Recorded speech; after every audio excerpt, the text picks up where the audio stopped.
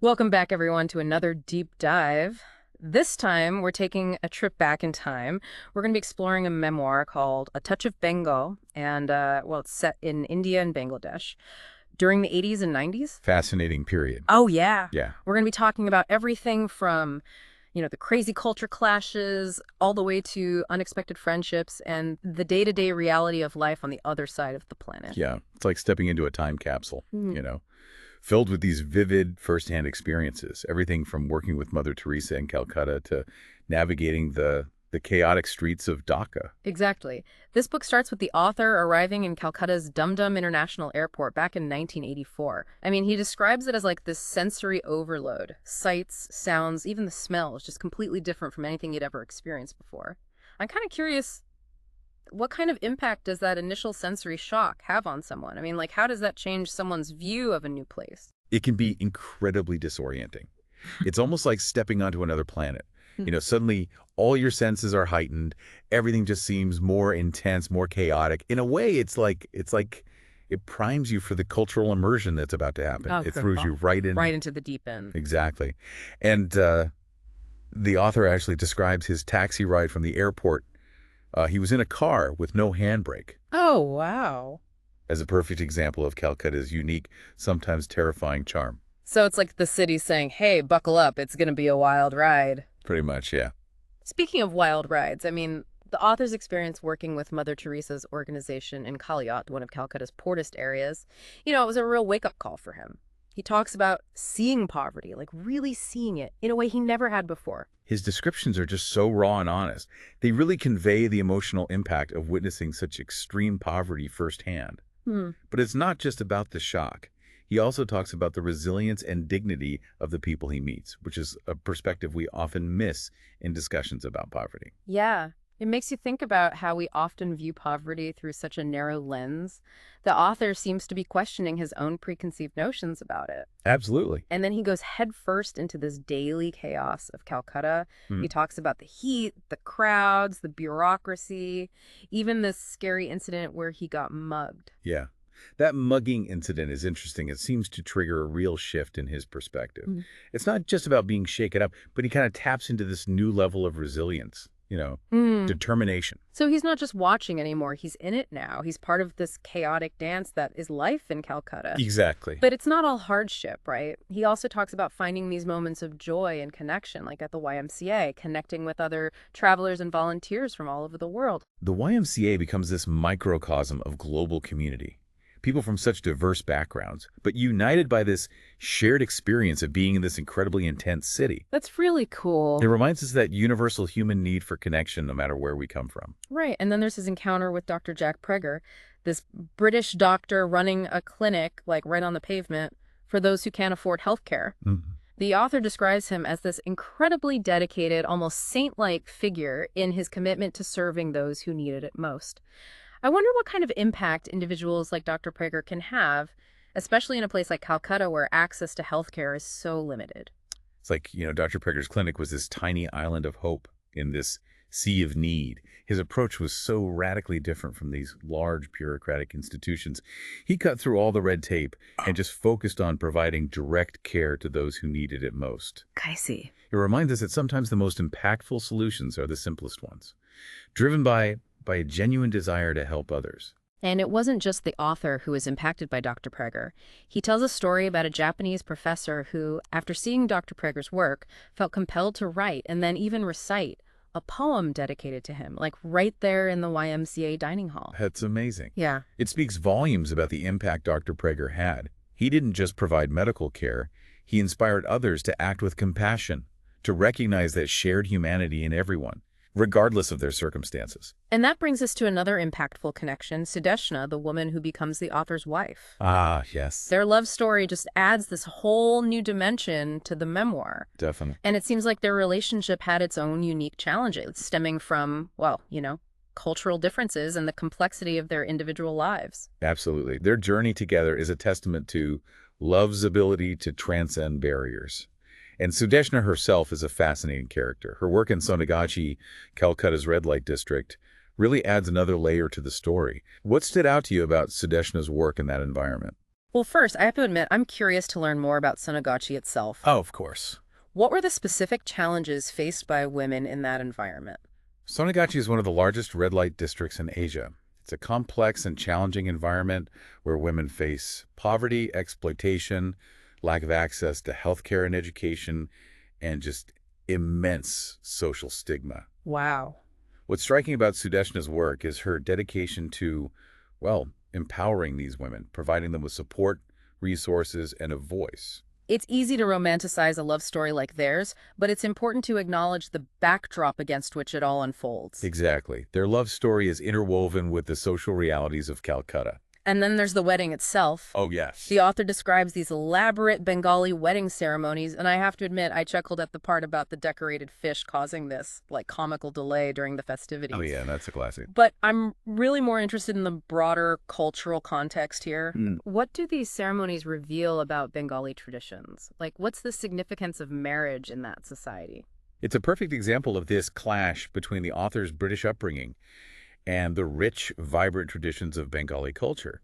The ceremonies, with their symbolism and rituals, they're about more than just two individuals. They're about the joining of families, the continuation of lineage, even the reaffirmation of cultural identity. It's a good reminder that something as personal as a wedding can actually be deeply connected to these broader social and cultural forces. Oh, for sure.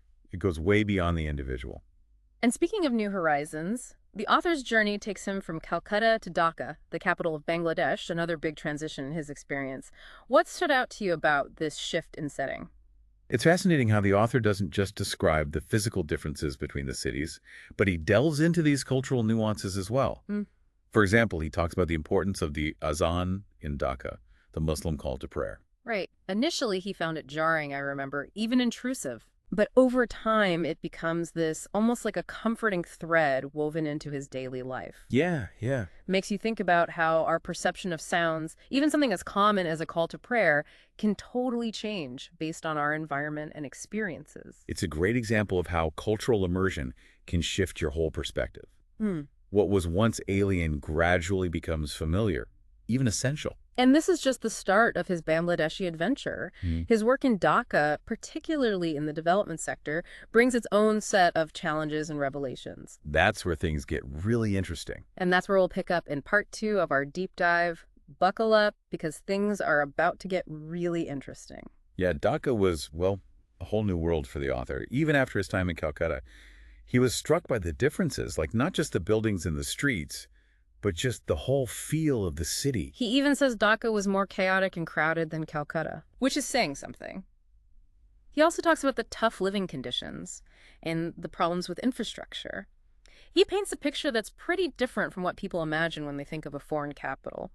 It's interesting, though, how he doesn't sugarcoat those realities. Yeah. He's honest about the poverty, the struggles people face, the frustrations of dealing with a system that doesn't seem to care about the most vulnerable. Right. But even with all those challenges, he still finds this sense of energy and resilience in Dhaka. He talks about the warmth of people, the vibrant street life, the feeling of community. Right. He seems drawn to the way people find joy and connection even when things are tough. Absolutely. And that brings us to his work in the development sector, which takes up a big chunk of the book. This is where his initial idealism starts to clash with, well, the realities of aid work and the problem of corruption. Yeah. He runs into these limitations with top-down approaches, the bureaucratic roadblocks, and sometimes even the selfish motives of the people involved. There's that one story that really stood out to me. He meets an NGO worker who's supposed to be advocating for women's rights, but then admits to beating his own wife. Oh, yeah. It's such a contradiction. How does the author deal with that kind of hypocrisy, especially when cultural norms might be so different from his own? That anecdote is a real turning point in the book. It forces the author, and us as readers, to confront this uncomfortable truth. Good intentions don't always lead to good outcomes. And it raises some tough questions about cultural relativism. How do you balance respecting a culture's traditions with the need to address harmful practices? It's a tough balance, for sure. I appreciate that the author doesn't pretend to have all the answers. Yeah. He's wrestling with those questions along with the reader. Exactly. He's not preaching. He's down there in the trenches, grappling with the complexities of working within a system that can be full of contradictions. And that's where his humor comes in. Even when describing these frustrating experiences, he still finds moments of levity, Right. which I think shows his resilience and his ability to find humor in even the darkest places. I loved his description of the foreigner's registration office, like a Kafkaesque nightmare. Oh, yeah. It perfectly captures the absurdity of dealing with those bureaucratic systems. His humor is never mean, though. Mm-hmm. It's more like a wry observation of human nature, a way of coping with the frustrations of living in a foreign country. It makes his writing relatable, even when he's talking about serious things. For sure. It's a reminder that even when things are tough, humor can help you get through. Absolutely. And speaking of getting through, the author's observations about the role of women in Bangladeshi society are really interesting.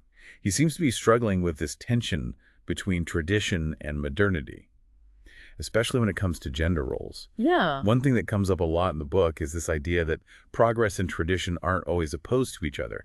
He sees the challenges women face, the limited opportunities they have, the societal pressures they deal with. But he also sees their strength, their resilience, their determination to make a better future for themselves and their families. It makes you question that simple narrative that often gets applied to developing countries, where women are either victims or heroes. The author's view is more nuanced. He recognizes the agency and complexity of women's lives within their specific cultural context. Exactly. He's not romanticizing their struggles, Okay. but he's not dismissing their agency either. He's presenting a realistic perspective that acknowledges both the challenges and the triumphs. And that's what makes this memoir so compelling. He's not afraid to dig into the messy realities of life, the good and the bad, without relying on simple stories or easy answers. He even brings in broader historical and political events, like the 1984 anti-Sikh riots in Delhi, which he witnessed firsthand. Oh, wow. That event really had a profound impact on him, highlighting the fragility of peace and the dangers of religious extremism. It's a reminder that our personal journeys are always happening against the backdrop of these larger historical forces. Yeah, and later he reflects on the impact of the 9/11 attacks, particularly on the Muslim community in Bangladesh, Definitely. the way the West views Islam. It's interesting how those global events filter into his own experiences, Yeah. forcing him to confront his own biases, but also the growing tensions and divisions in the world. His thoughts on 9/11 and what came after are especially relevant today, Yeah. as we're still dealing with the effects of that event. Yeah. And the ongoing difficulties of understanding and talking to each other across cultures. It's a reminder that even events that seem far away can have a huge impact on our lives, shaping how we see things and challenging us to reconsider our assumptions. And through it all, the author keeps coming back to Calcutta, or Kolkata, as it's now called, witnessing the city change over time. What are your thoughts on these return visits? What do they tell us about his relationship with the city and with India as a whole? Those visits are like markers throughout the book, showing the passing of time and the author's own personal growth.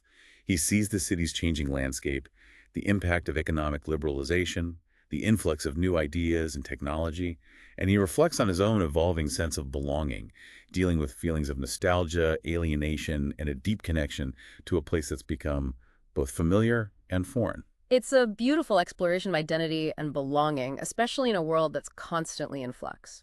And it leads us to the last chapter of the memoir, which focuses on the death of Sudeshna's mother in Kolkata. Right. This part is incredibly moving, as the author navigates not just the grief of losing someone, but also the cultural differences in how death is dealt with.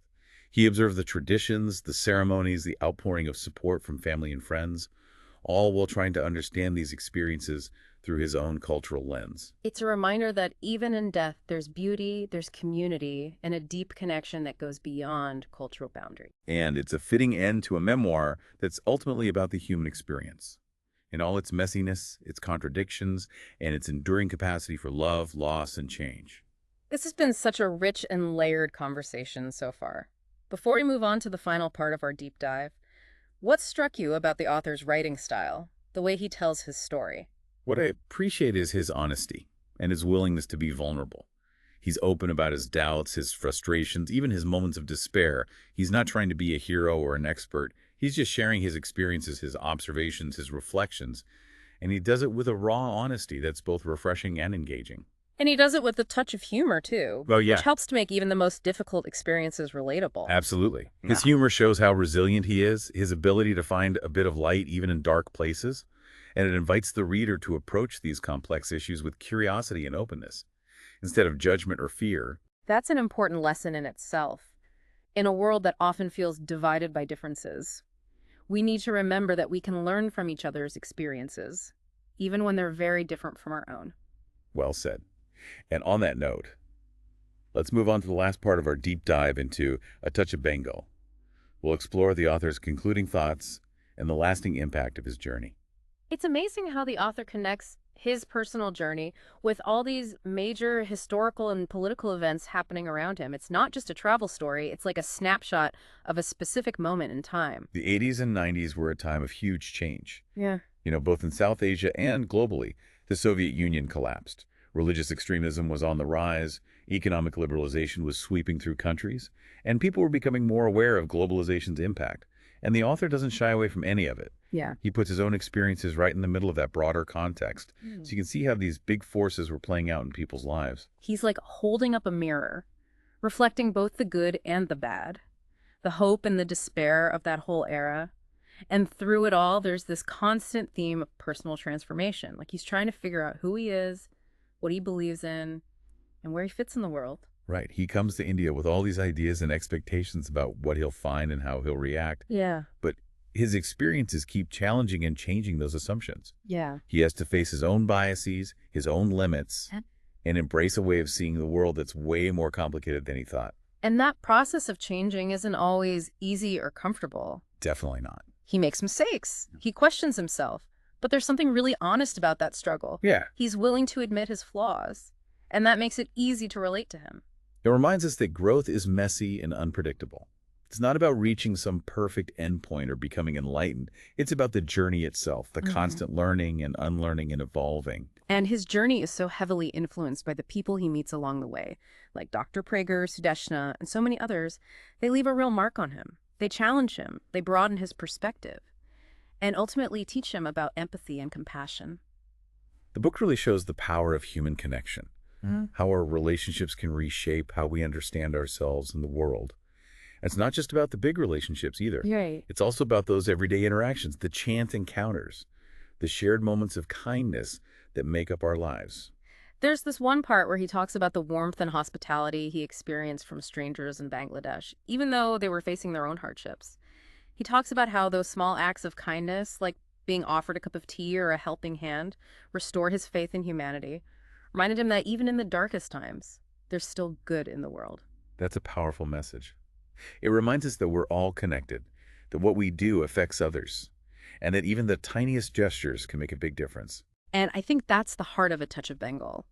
It's a call for empathy, to recognize our shared humanity, to approach the world with an open heart, and be willing to learn and grow from our experiences, even the tough ones. It's a book that sticks with you, makes you think, makes you question, and ultimately inspires you to engage more deeply with the world. This has been such an insightful deep dive. I feel like I've gained a new understanding of the book, but also a broader perspective on life's complexities, the challenges of understanding different cultures, and the power of connection. And maybe the most important takeaway is that transformation is a journey that never ends. Yeah. We all have the ability to learn, grow, and evolve as the world keeps changing around us. Well said. So to our listeners, we encourage you to check out A Touch of Bengal and go on your own journey through its pages.